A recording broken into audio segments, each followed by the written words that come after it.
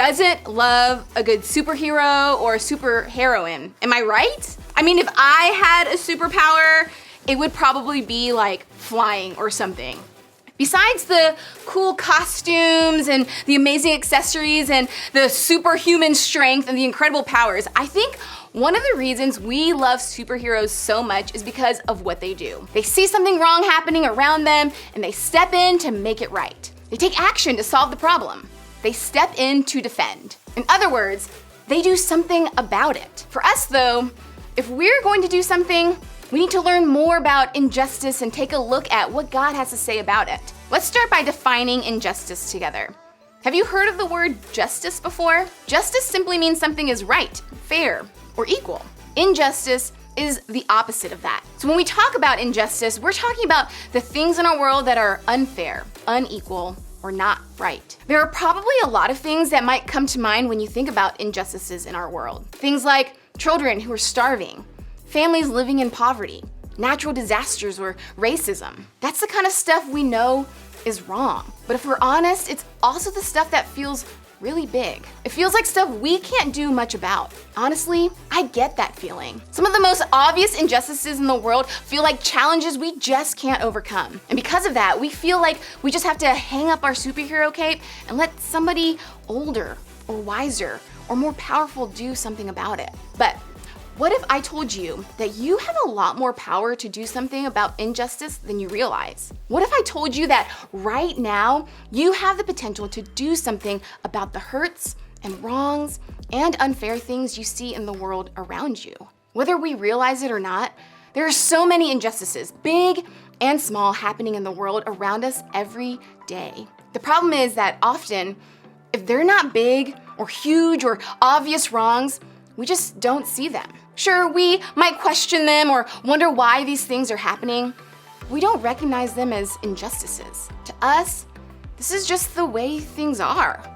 It's part of the way the world works. Think about it.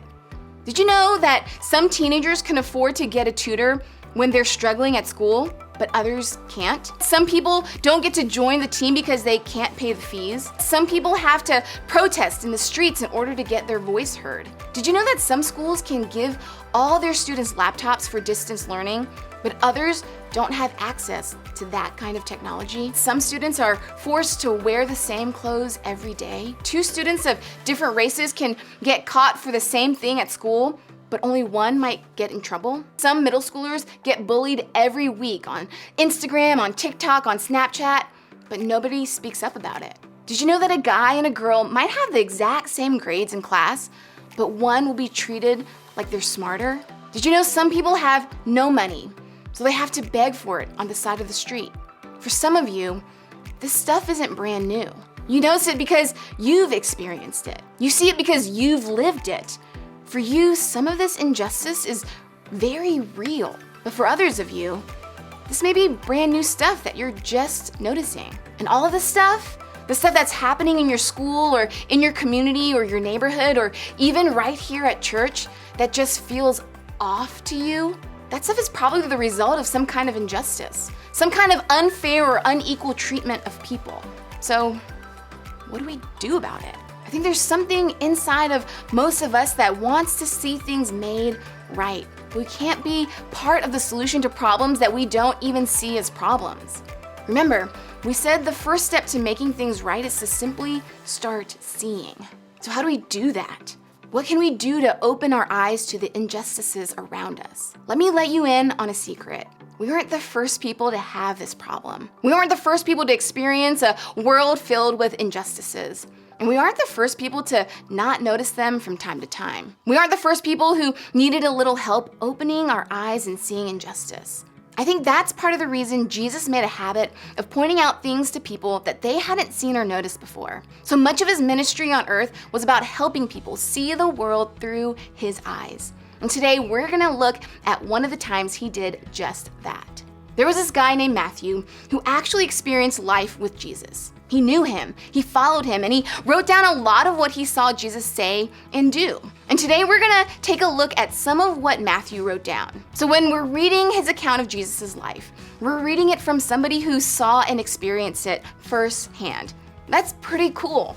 In this particular encounter, Jesus was trying to help those who were listening to him speak understand that part of following him means seeing and caring about the injustices around them. And what we're about to read, Jesus was comparing the righteous people to the unrighteous people. Now, when we talk about righteous people, we're talking about people who do good and want to help others. And when we talk about unrighteous people, we're talking about people who don't do good and aren't willing to help others.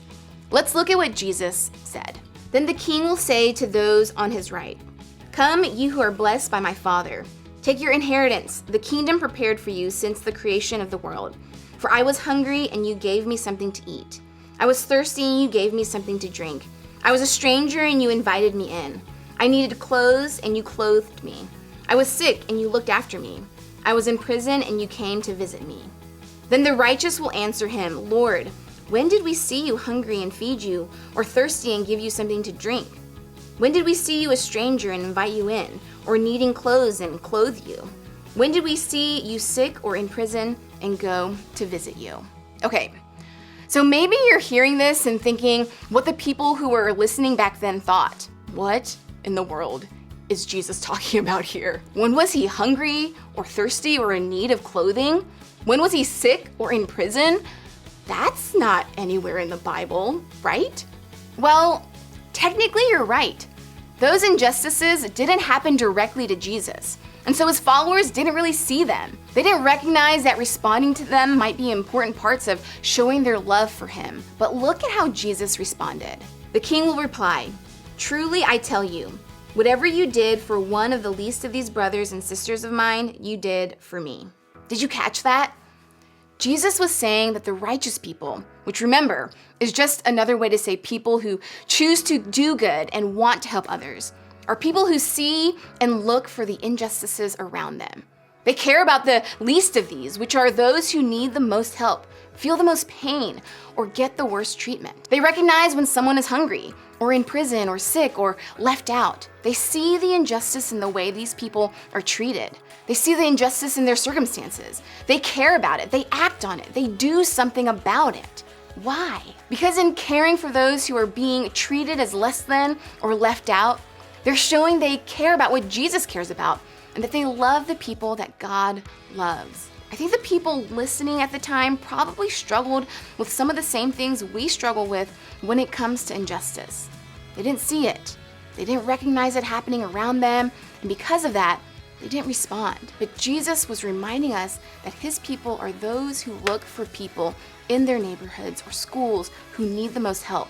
They feel the most pain or get the worst treatment. And whether you're a follower of Jesus or still trying to figure out this whole faith thing, I think this is important for all of us because we all want a world that's better, right? We all want the wrongs we see to be right. We want things to be fair and good and equal. And God wants that too. And that all starts with seeing.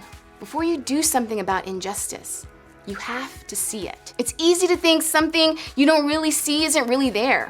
It's easy to think that because you don't recognize it or aren't impacted by it, and it just isn't that big of a deal. But the truth is that injustice is everywhere. And if we want to be people who do something about it, we have to start by seeing it. Remember, before you do something about injustice, you have to see it. Now, if you are experiencing any of the injustices we talked about today, and I know there are some of you who are, I want to say that I am so sorry. What you've experienced isn't right or fair or good. But I don't want you to check out just yet, because what you are experiencing matters. And we're going to be talking about what to do when you're in that situation more next week. But for today, though, I want us to focus on this. We have to see the injustice before we can do something about it. So how can we open our eyes to the injustices happening in our world? First, move close enough to see it. You know those eye charts you have to look at when you go to the eye doctor? It's harder to read the letters and words on them when they're like far away, right? The closer you get, the easier it is to recognize what's on the chart. Well, the same is true with injustice. If we want to see injustice in the world around us, we have to be brave enough to stay close enough to see it. We can't turn our eyes or shrug it off even when what we see makes us feel uncomfortable. Instead, we have to put ourselves in the position to see it. That means maybe getting to know someone at school who's different than you. It means talking to a few different trusted adults about some of the questions you have about potential injustices you see in your school or your community or your neighborhood. It even means asking God to help you see it, to change the way you see the people and the circumstances around you. Second, be curious enough to learn. The quickest way to see injustice is to listen to the people experiencing it. So try that. Stop and listen. When someone tells you about an injustice they've experienced, just listen. Don't argue or change the subject or give your opinion or try to fix it right then and there. One of the first things you can do to act against injustice is to be a listener. The more you listen, the more you'll learn. And the more you learn, the more you'll see. Even if someone doesn't open up to you about an injustice they're experiencing, there are still ways you can learn about injustice from others. One place to start is to pick one injustice you've heard about today and research the history on it. Learn where it started, how it started, and why it started. Then research some people or organizations that are doing good work to help fight that injustice today. Now, here's a heads up. This stuff might make you uncomfortable at first. It might be hard to hear about or difficult to see somebody experiencing injustice around you. And it's certainly awful to experience injustice yourself. You might struggle to understand it or recognize why it's so bad or even agree that what someone is telling you is wrong or unjust. Don't shy away from the conversation just because it makes you uncomfortable. Instead, do your best to listen. Take your questions to adults in your life you can trust and keep asking God to help you see injustice for what it is. That's your first step, and trust me, it's a big one. Be curious about your own experience too. Here's what I mean. Have you ever experienced an injustice, but you've brushed it off because everyone around you kept saying it's no big deal? Like when you're really struggling in math class. Some of your classmates can afford to get a tutor after school, but your family just doesn't have the extra money to do that. So you study as much as you can on your own just to get the passing grade. Or maybe you've even participated in injustice without realizing it. Like when you made a hurtful comment on social media that upset someone of a different race than you. You just didn't understand what your comment meant in the first place, so you didn't see why it was such a big deal. You can't know what you'll discover until you get curious. So be curious about how injustice may be impacting your life and the lives of those around you. If we want to do something about the injustice around us, we have to start with moving close enough to see the injustice, being curious about others' experiences with injustice, and thinking about your own experiences with injustice. Maya Angelou, a famous woman who wrote about injustice a lot, summed this up perfectly. She said this: "Do the best you can until you know better. Then when you know better, do better." That's my hope for you. That you will begin to see what or who you haven't seen before, and then you'll begin to act, so that together we can do something.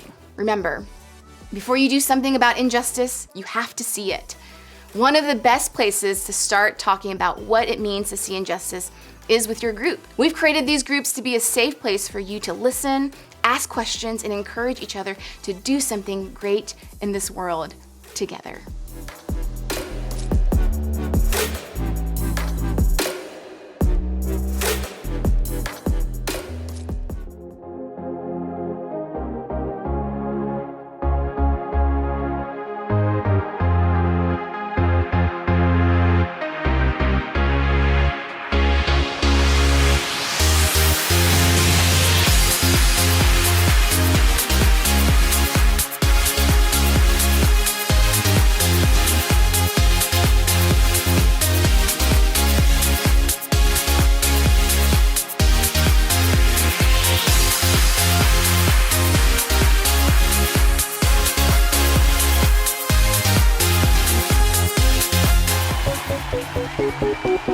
Thank you.